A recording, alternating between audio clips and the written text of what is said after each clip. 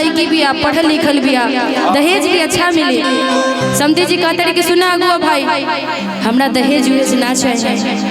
जैसे सुनत रहे अगुआ के अच्छा दहेज ना चाहिए, बड़ा खुश होता रहे कि पहला बार ऐसा देखा था नहीं कि जगरा दहेज। लेकिन थोड़ा सा भैया इधर से साइड हो जाइए ना, मैक बबलू रह के रुक जा रहा है। तब तक अचानक कहते रहे समझी जी कि भाई अगुआ भाई पहले आगे के बात सुनो कि हमरा चाहिए टका चाहिए। कैसे कहता रहे समझी जी, थोड़ा पीछे से हटिए, म्यूजिशियन को नजर मिलने दीजिए थोड़ा। कैसे प्लीज आपकी आवश्यकता ना हो तो या तो बैठ जाइए या तो चले जाइए, नहीं तो हमें बोलिए हम चले जाए। थोड़ा सा गा लेने दीजिए भैया। बैठ जा भैया। कब से परेशान है, कैसे समझे जी कहता रहे कि ना दहेज में सामान चाहिए, कि ना ही बाकी मकान चाहिए, कि सुनी अगुआ महान कि बस बाटे के अरमान। ए अगुआ जी कि समधनिया जवान चाहिए, हाँ चाहिए, कि समधनिया जवान चाहिए।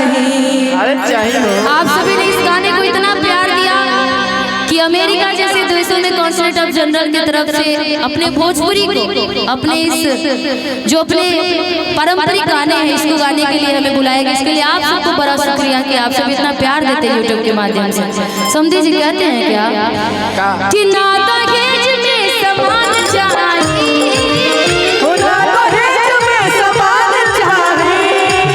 कि ना ही पापा के मकान चाहिए, कि ना दहेज में सामान चाहिए, ना दहेज। सुनी अगुआ महान बाटे के अरमान, समधनिया जवान चाहिए। सुनी अगुआ महान बाटे के अरमान, समधनिया जवान चाहिए।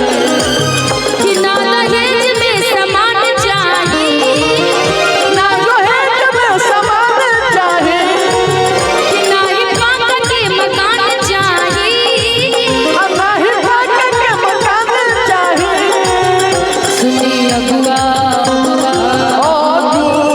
सुनी अगुआ महान, सुनी अगुआ महान बाटे के अरमान, समधनिया जवान चाहिए। सुनी अगुआ महान बाटे के अरमान, समधनिया जवान चाहिए। और समधिनिया जवान काहे चाहिए।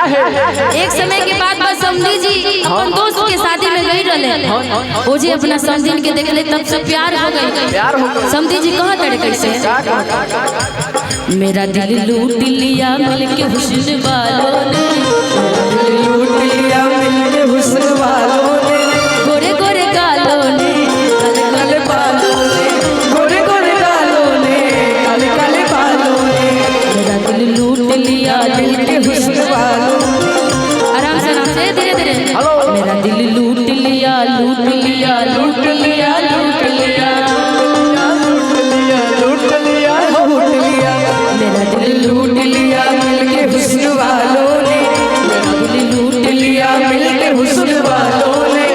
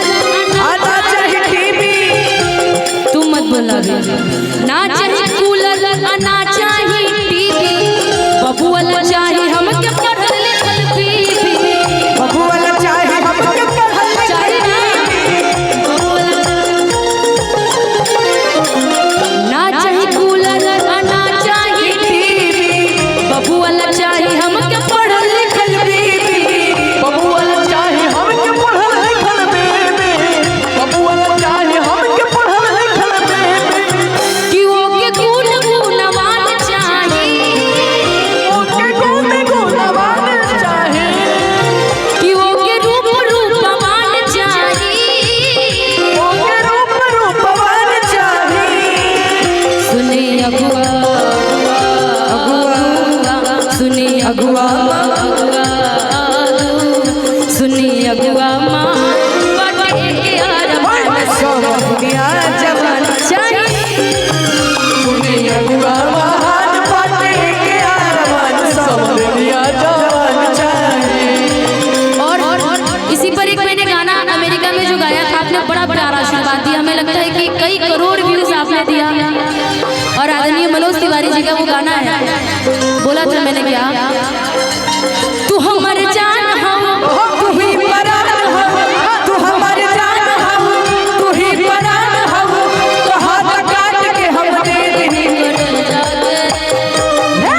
एक करे जा अगर हम फेंक दी हले ले जाके गड़ा हम फेंको दी ले जाके ले जाके गड़ा हम फेंको दी ले जाके ले जाके गड़ा हम फेंको दी ले जाके। तू हमारे जान हो तू ही परान हो, तू हमारे जान हो, तू ही परान हो, तो हाथ काट के हम दे दी करे जाके।